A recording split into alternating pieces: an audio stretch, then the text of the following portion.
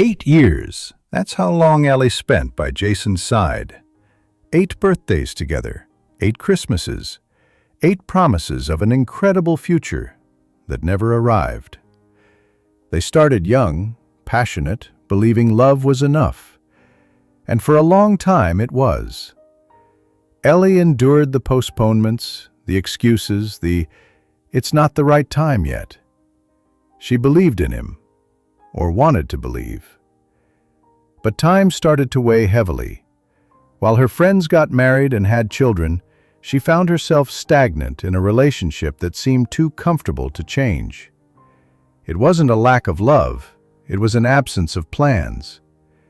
And on their 8th dating anniversary, holding a hastily bought bouquet of flowers and listening to yet another evasive speech, Ellie understood. Sometimes, love isn't the problem. Complacency is. It was there, between a fake smile and a heavy heart, that she made a decision, one that would change everything. How it all began. A college love that seemed eternal. Ellie met Jason in her 2nd semester of college. She was studying psychology, he, civil engineering. Their first exchange of glances happened in the library line, as they ironically competed for the last copy of a book on relationships. Jason, smiling, gave her the book and said, "I think you'll need it more than I will." Ellie smiled back, unaware that this would be the beginning of the longest and most complex chapter of her life. They started seeing each other in the hallways, during breaks, at college parties. It was the kind of connection that didn't require effort. Ellie, with her sweet and determined nature, complemented Jason's more playful and relaxed side. Within a few months, they were inseparable. They shared coffees, fears, dreams, and even the same Spotify playlists. In their 3rd month of dating, Jason took her to meet his parents. By the 4th, they were already talking about moving in together, and Ellie, who had never truly believed in soulmates, began to convince herself that maybe they did exist. Time flew by. They both graduated and decided to share a small apartment in the city center. It was cramped, noisy from the street, and the sink was constantly clogged. But Ellie loved that place, because it was the beginning of a life together. In the first few years, the topic of marriage came up as a joke. "When we get married, you'll see," Jason would say when she complained about his wet towel on the bed. Ellie would laugh, finding it amusing, thinking that when was just a matter of time. But as the years passed, the tone changed. Jason started to evade the subject. "Not now, honey, I just changed jobs. We need to save more money. Marriage is just a piece of paper. What matters is that we're together, right?" At first, Ellie understood. After all, adult life came with bills, uncertainties, sleepless nights. But time didn't stop, and soon turned into later, which turned into not now, which deep down meant never. Still, she persisted, because she remembered the notes Jason left on the fridge, the silent hugs when she cried from exhaustion, the Sundays of movies and microwave popcorn. It couldn't all be wrong.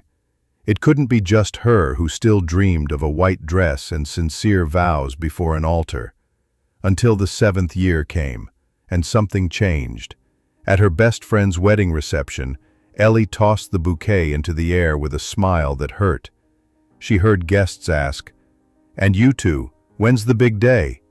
Jason, as always, laughed, evaded the question, and took another sip of champagne. Inside, she wilted. Back in the car, in the early hours of the morning, her feet aching and her heart even more so, Ellie looked at Jason. He was snoring, oblivious to everything.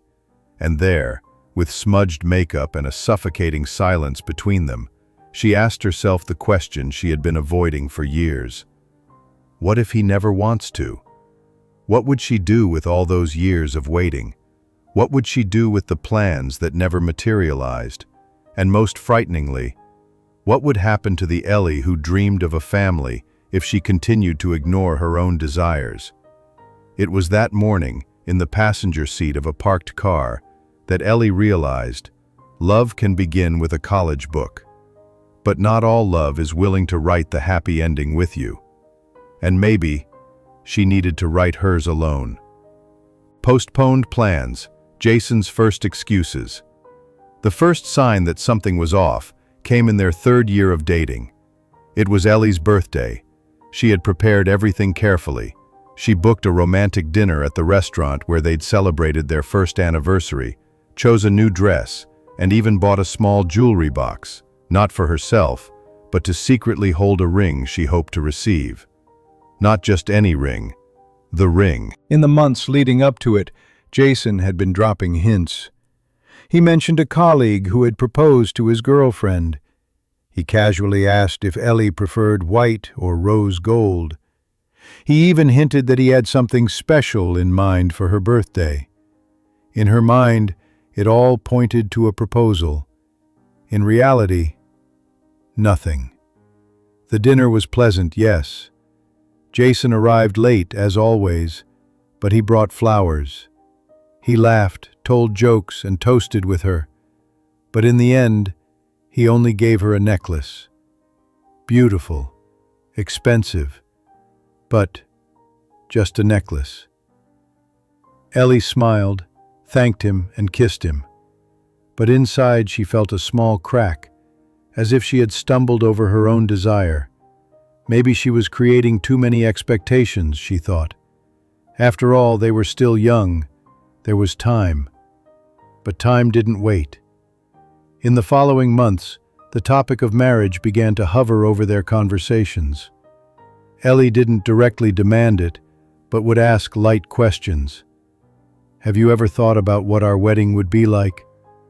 Or, if we got married, would you prefer something intimate or a big party? Jason always deflected. He'd say it wasn't the right time, that his job was unstable, that he didn't have the structure for it yet, that the apartment was too small to think about children. And Ellie, her heart tied to hope, accepted. She gave him space. She swallowed her discomfort. But the excuses started to become a pattern. In their 5th year, he got a promotion. Ellie thought, now it's going to happen. But Jason's response was different. Honey, now that I'm advancing in the company, it's better to keep our finances under control. Marriage costs a lot. Let's wait a little longer. In their 6th year, she suggested just getting engaged, without a party, something symbolic, just to mark the commitment. He smiled wryly and replied, but why rush? Everything's so good the way it is. And indeed, for him, maybe it was. Jason liked the routine they had built. Ellie was a supportive partner, attentive, took care of the house, understood his silences. She didn't demand too much. She didn't ask for anything more than he was willing to give. It was easy. It was comfortable. But Ellie felt the weight of stagnation. She saw the world around her moving, friends getting married, having children, moving to new cities, and she was stuck there, in a relationship that seemed parked. The worst part was that Jason was never cruel. There were no fights, no betrayals, no harshness. There was only constant postponement, a later that never arrived. And that confused Ellie. How could she end something that on the surface seemed so good? She started to question herself. Am I wrong for wanting more? Am I being selfish? But something inside her screamed, a subtle yet insistent instinct, telling her that love needs to grow, that stagnation is also a form of abandonment. And it was there, around the 7th year, that Ellie began to store everything away. No longer in the small box she bought years ago for a non-existent ring, but deep inside her chest. Every excuse, every silence, every promise that evaporated into thin air. Jason didn't notice, or pretended not to notice. But Ellie was no longer the same girl from the library line.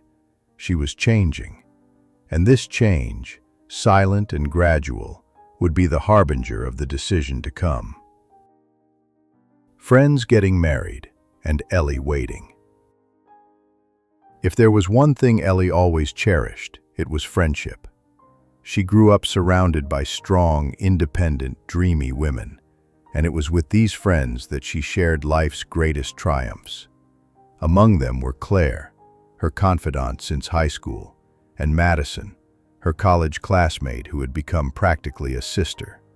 They went through the toughest phases together, cried in party bathrooms, laughed until their stomachs hurt during long nights, and shared dreams of wedding dresses, children running through the house, and family trips. And one by one, these dreams began to come true, for everyone except Ellie. First, it was Claire. She met Ben, they dated for 2 years, and he proposed during a trip to Italy. Ellie was a bridesmaid. She cried with emotion watching her friend at the altar, beautiful and radiant, exchanging sincere vows. Then came Madison, a whirlwind, intense, true relationship. The engagement came in the 3rd month. When it's meant to be, it happens fast, she would say, smiling as she showed off her ring. Ellie smiled back, but inside, her heart felt tight. She wasn't envious. That wasn't the feeling. It was something more subtle, a discomfort, a feeling of being left behind. While helping her friends choose flowers, venues, and playlists, Ellie hid the pain of still being stuck in a relationship that wasn't moving forward. When asked about Jason, she'd say the usual, "We're fine, just waiting for the right moment." The truth was, she didn't even know what the right moment meant anymore. Every wedding invitation that arrived was like a silent reminder of everything she still didn't have. Time seemed to rush for others and drag for her. The last straw came at Madison's wedding. During the reception, as Ellie danced with other bridesmaids, one of the guests, a kind older woman, the groom's aunt, approached her and asked, with a smile on her face, "And you, my dear, when are you getting married?" Ellie froze for a moment. She smiled politely and replied, "Oh, whenever he wants to." The woman laughed, patted her on the shoulder and said, "Well, you better hurry that man up, time flies." That sentence echoed in her head for the rest of the night. In the car, on the way home, Ellie stared out the window. Jason was driving, animated by the music playing. He talked about the buffet food, about the sweets. She didn't respond. She was far away. She was at an altar that never materialized, in vows that were never written, in dreams that remained stuck in some bend of time. That night, when they arrived home, Jason went straight to take a shower. Ellie sat in the living room, still in her crumpled dress, hair down, and her friend's bouquet in her lap. She picked up her phone, opened Instagram, scrolled through her timeline. More photos, more brides, more declarations. She sighed deeply. The reality was there, starkly before her eyes. The world was moving on. Her friends were living new cycles, and she remained stuck at the same point, as if waiting for a train that was no longer coming. For the first time, Ellie didn't cry. She just felt an emptiness, a different kind of silence, not of sadness, but of clarity. She didn't want to pretend anymore. She didn't want to justify the unjustifiable anymore. The truth was, she already knew. Jason didn't see her as someone he wanted to build a forever with. She was his now, his comfort, his stability. But Ellie wanted more, and perhaps, for the first time in a long time, she was willing to pursue it, even if alone. Serious conversations and empty promises. It was on a Sunday afternoon, amidst dirty dishes and the distant sound of a television, that Ellie decided to address the subject directly. No beating around the bush. No beating around the bush because she was tired of going in circles. Jason was sitting on the couch, barefoot, with his laptop on his lap and a distracted expression. Ellie approached with a coffee in her hands and sat next to him. "Jason, we need to talk." He looked up, surprised, and let out a, "Sure, honey, go ahead." Ellie took a deep breath. "Have you ever truly thought about marrying me?" The silence that followed was brief but heavy. Jason frowned, calmly closed his laptop, and replied with the same old excuse. "You know I love you. That's never been in question. But marriage? I still don't know if it's the ideal time, Ellie." She stared at him. "The ideal time never comes, Jason. It's been 8 years. What more do you need?" Jason began listing justifications as if they were numbers on a spreadsheet. The country's economy, the apartment renovation, the new project at work, market instability. But Ellie didn't want to hear about the world outside. She wanted to know about their world, just the two of them. "You talk about deadlines, money, timing, but what about me? I'm here. I've always been. I am your now, Jason, but you keep pushing me to later." Jason stood up, impatient. "Ellie, it's not like that. I just want to do everything the right way. With planning, security, without rushing." She also stood up, firm. "You don't want to do it the right way. You just want to stay comfortable. Because marriage, for you, means stepping out of your comfort zone. It means accepting that we are a family. And that's what you've been avoiding from the start." Jason looked at her as if he'd been slapped invisibly. "That's unfair." Ellie didn't scream. She didn't cry. She simply said, "What's unfair is spending 8 years by the side of someone who loves me, but doesn't choose me." After that, the atmosphere was strange for days. Jason started coming home later. Ellie avoided bringing up the subject again. What was once routine now seemed like a play. Forced greetings, automatic kisses, silent dinners. But amidst that silence, Jason tried. He bought flowers. He planned a romantic weekend. He said, between sips of wine, that he still wanted to get married, yes, someday. Ellie listened, but she didn't believe him. Something inside her had changed. She realized that his words carried weight, but no root. They were promises thrown into the wind to maintain momentary peace, not real commitments to the future. He wasn't mean. He was just immature, complacent. And the love she felt was no longer the same. It was no longer that love that dreams were. It was a love that waits the change that never comes. A tired love. There, between postponed requests and vows that floated in the air, Ellie understood. Jason's words were not meant to build a path, but to distract her from the stagnant road, and she could no longer pretend that was enough. That same week, Ellie began to do something she hadn't done in years. Look at herself. She reread her old notebooks, retrieved old photos, remembered the dreamy girl who believed in love, but also in the courage to change. And little by little, without rushing, she began to ask herself, what would I do if I stopped waiting for him? The day Ellie realized something was wrong. It was an ordinary day, a Tuesday like any other. The kind of day when no one expects anything to change. But it was precisely in that suffocating normalcy that Ellie saw, with sharp clarity, that something was definitely wrong. She was at work, reviewing reports, when she received a phone notification. 3 years since this day, it was a post from Madison, celebrating her engagement anniversary.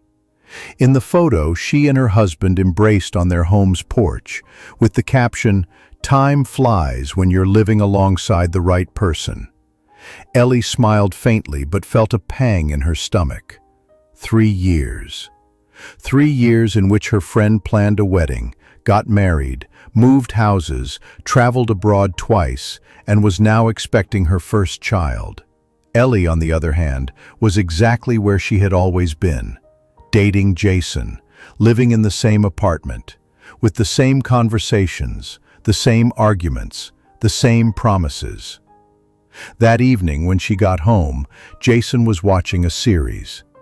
Ellie left her bag on the chair, took off her shoes, and went straight to the kitchen. She washed the breakfast dishes he had left. She grabbed 2 glasses and a bottle of wine. She sat next to him on the couch, trying to initiate a light moment. "We could travel during the holiday, what do you think?" she suggested.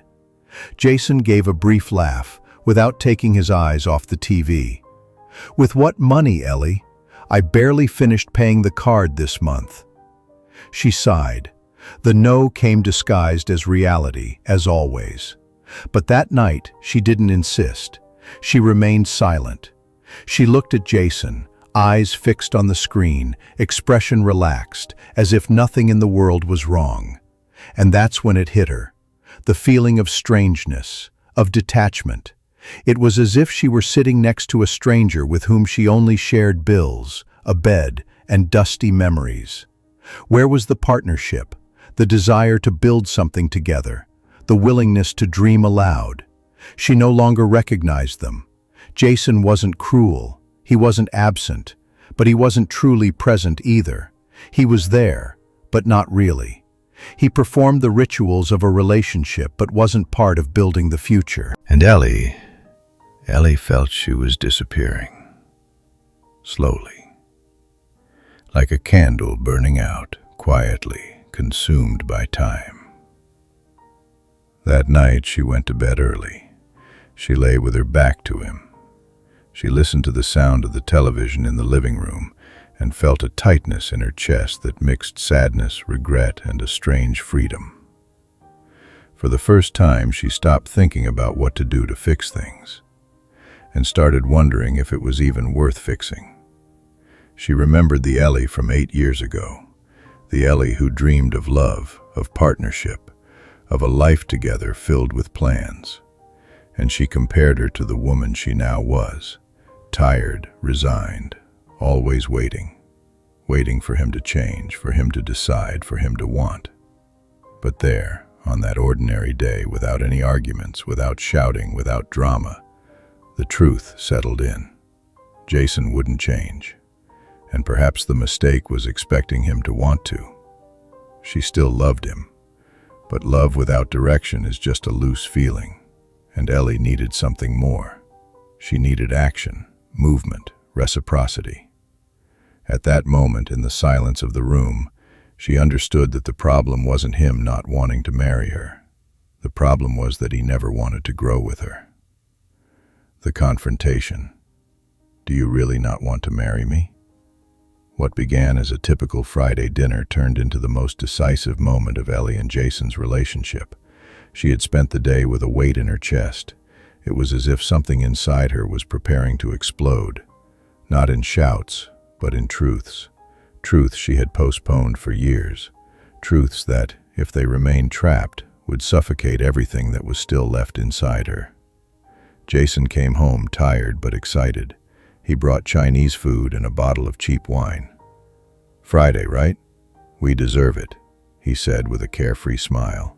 The same smile that once melted Ellie's heart, but which now only disguised the distance between them. During dinner, Jason talked about work, colleagues, a project that was finally starting.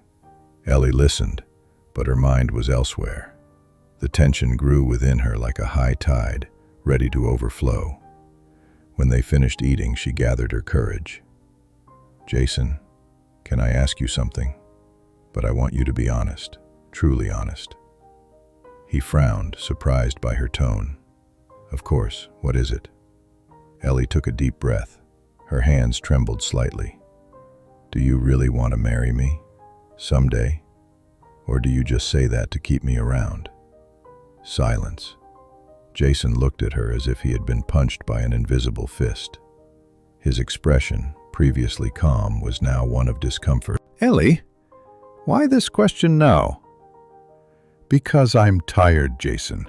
Tired of postponing my life, waiting for you to be sure.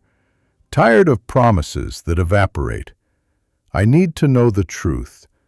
I need to know if you see me as your wife, or if I'm just convenient. Jason looked away. He ran a hand through his hair. He took a deep breath. Ellie, I love you. Never doubt that. But I don't know if I believe in this marriage thing.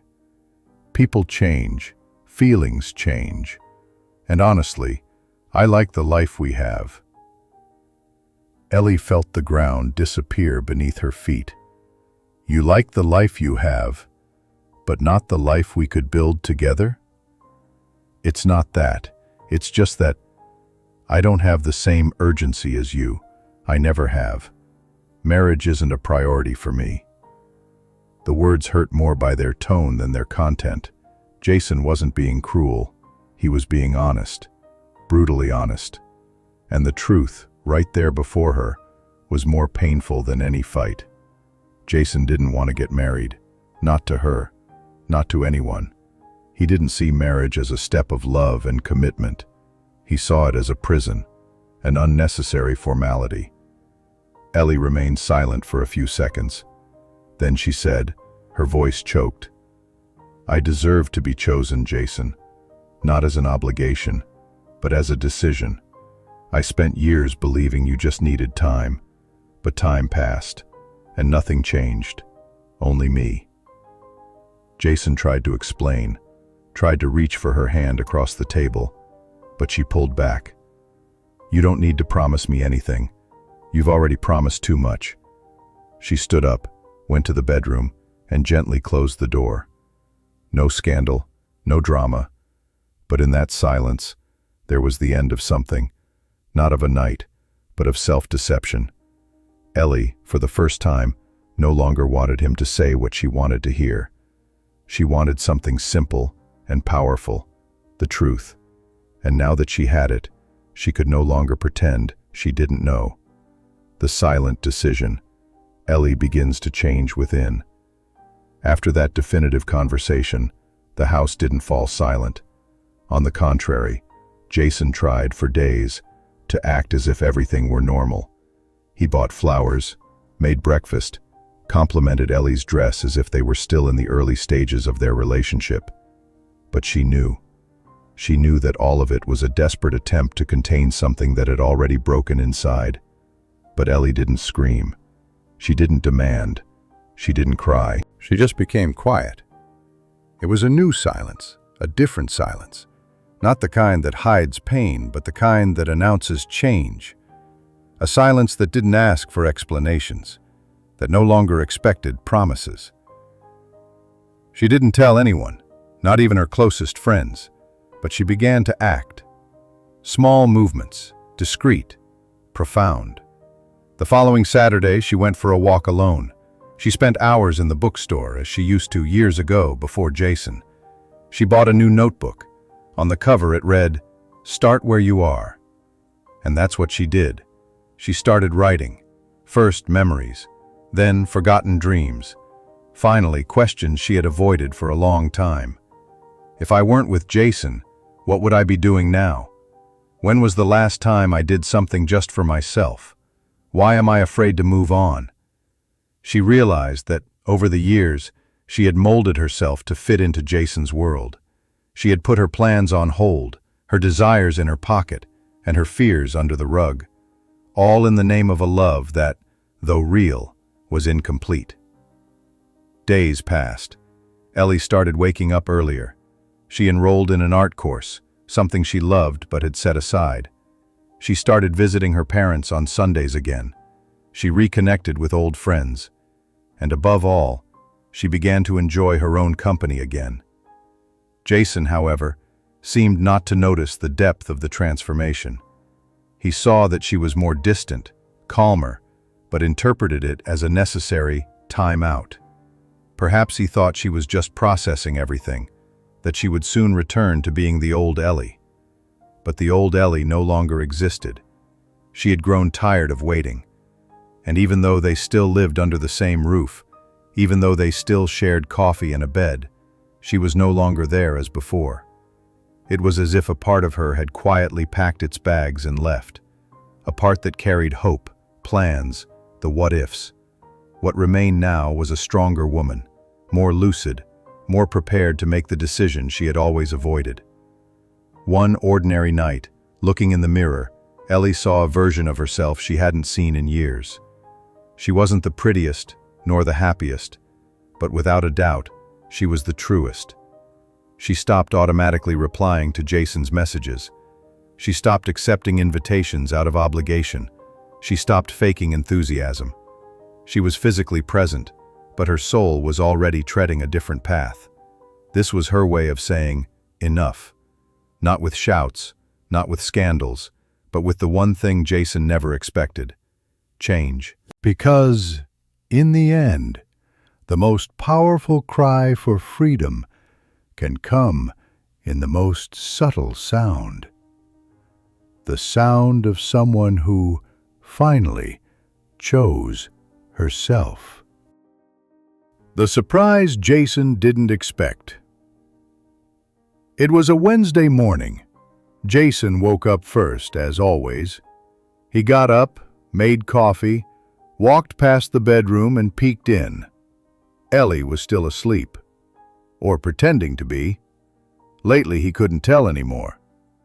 He sat at the table and picked up his phone. Among emails and news, he noticed a calendar notification. Ellie's meeting at 10 a.m. Real estate consultation. He frowned. Real estate consultation? He mumbled. That didn't make sense. Ellie didn't talk about real estate, hadn't mentioned anything, at least not to him. Minutes later, she came out of the bedroom, elegantly dressed, hair tied back, light makeup. Jason commented with a smile. "You look beautiful. Where are you going?" Ellie simply replied, "I have a meeting." Just like that. No details. No invitation for the conversation to continue. Jason watched as she walked out with firm steps. At that moment, something stirred inside him. A subtle yet insistent discomfort. The woman who had just left was not the same Ellie he was used to. She was different. In the late afternoon when she returned home, she was sitting on the couch, laptop on her lap, headphones on. Jason tried to start a conversation. "How was the meeting?" Ellie took off one earbud and replied naturally, "Good. I'm thinking of moving apartments." Jason stopped. "Moving? What do you mean?" She looked at him calmly. There was no anger, no pain, just firmness. "Jason, I'm leaving here." Silence swallowed the room. He thought he had heard wrong. "Are you breaking up with me?" She took a deep breath. "I'm choosing myself. I've waited a long time for you to choose me, for you to see me as someone you want to build with. But you keep me here because it's comfortable, and I'm tired of living in almost." Jason stood up, confused, almost indignant. "Ellie, this is crazy. We've been together for 8 years. Are you going to throw all of that away?" She wasn't swayed. "I'm not throwing it away. I'm ending a cycle. The love we had was real, but it's not enough when only one person is willing to grow." Jason paced back and forth. He tried to find arguments. "I can change. Give me more time. We can plan together. I can even think about marriage if that's what you want." But it was too late now. Ellie no longer wanted a proposal made out of impulse. She wanted concrete, spontaneous, sincere action, and he wasn't capable of offering that when he had the chance. "Jason, it's not about marriage. It's about commitment. You had years to show you wanted this. I just wanted to be chosen with truth. And now I'm choosing myself." He stopped. Finally, he fell silent. For the first time, Jason realized he wasn't in control, that Ellie was no longer the same woman who waited for flowers and sweet words. She was different, lighter, more secure, more whole. The following week, Ellie found a small apartment near her job. It wasn't big nor beautiful, but it was hers. For the first time in many years, she slept without the weight of waiting and woke up with the feeling of a new beginning. Jason stayed, in the same house, with the same habits, only now, alone. And only then did he understand that his biggest mistake wasn't not getting married. It was thinking that Ellie would never have the courage to leave. Ellie's new beginning, and Jason's awakening. The empty apartment echoed in silence. Jason sat on the sofa he once shared with Ellie, now alone. The space seemed larger, and at the same time, emptier than he had imagined. It wasn't just her physical absence, but the lack of everything they had built together, and that he had never valued as he should have. In the first few days, Jason tried to call, text, even show up at her job, but Ellie didn't respond. The distance, once invisible, was now concrete and impenetrable. Jason began to reflect on everything he had overlooked, the postponed dreams, the avoided conversations, the later on that never arrived. He felt, for the first time, the weight of the unspoken words and the unmade decisions. He understood that complacency had imprisoned him, and that, while he waited for the ideal moment, he let slip away the woman who truly loved him. On the other side of the city, Ellie took a deep breath in her new home. The simple apartment didn't have her dream decor, but it had freedom, autonomy, and above all, the feeling that she had taken back control of her own life. She started to dream again, with projects, trips, even with the future, this time designed by her and only by her. Ellie realized that the courage to leave was not the end of love, but the beginning of self-respect. She didn't need a ring to be complete. She needed, yes, someone who would choose her completely, and who was willing to build together. Over time, Jason and Ellie began to talk, in a more mature and sincere way, no longer as a couple, but as two people who knew each other deeply and learned to value what each wanted for their own life. Jason admitted his flaws, his fear of commitment, and how long it took him to understand the value of a true choice. Ellie thanked him for his sincerity, but also made it clear that she would not return to a relationship without reciprocity and respect. She was ready to write a new story, with her as the protagonist. And Jason? He awakened to the importance of deciding, of acting, of not putting off what truly matters. Perhaps it was too late for him and Ellie together, but not for the lesson he would carry for the rest of his life. Unexpected ending. Sometimes, love needs an end to begin again. Months passed since Ellie changed her life. The silent farewell to Jason had been the beginning of a journey she never imagined taking alone, and which, in the end, proved to be the most important of all. She discovered that self-love is not selfishness, but respect, that courage is not the absence of fear, but the decision to go on even with it, that new beginnings are not always new beginnings with another person, but often new beginnings within oneself. Jason, in turn, saw the emptiness of her absence fill every corner of his routine, not with resentment or bitterness, but with a late awakening. Love is not just a feeling, it's a daily choice. And choosing someone means being willing to build, not just to wait for life to work itself out. The two went their separate ways, yet connected by a story that changed their lives. Ellie found passions that had been dormant, made new friends, and rediscovered the joy of living for herself. And, most importantly, she learned that happiness does not depend on another person. It depends on the decision to put oneself first. One day, months later, Jason sent a simple message. "Thank you for everything. I wish you happiness, always." Ellie smiled. She replied sincerely, "I wish the same for you. May we each learn to love in the right way." There was no reply. There didn't need to be, because sometimes true love is not what holds you, but what liberates you, what allows you to grow, change, and most importantly, move forward. And so, after 8 years of waiting, Ellie discovered that the biggest decision she made wasn't leaving Jason behind. It was, finally, choosing herself for life. This story reminds us that time, by itself, builds nothing. It is choices, gestures, true presence that make a relationship grow. Ellie spent years believing that love was enough, until she understood that love without commitment is just disguised waiting, and that no one deserves to live waiting to be chosen when they can choose themselves every day. Sometimes it takes courage to end a story, and even more to start a new one with yourself in the main role. If this story touched you in some way, share it with someone who needs to hear this today. And tell me in the comments, have you ever loved someone who wasn't ready to love you back? Oh, and if you want more emotional stories like this, subscribe to the channel, hit the bell icon, and join us. Because here, every story has a beating heart behind it.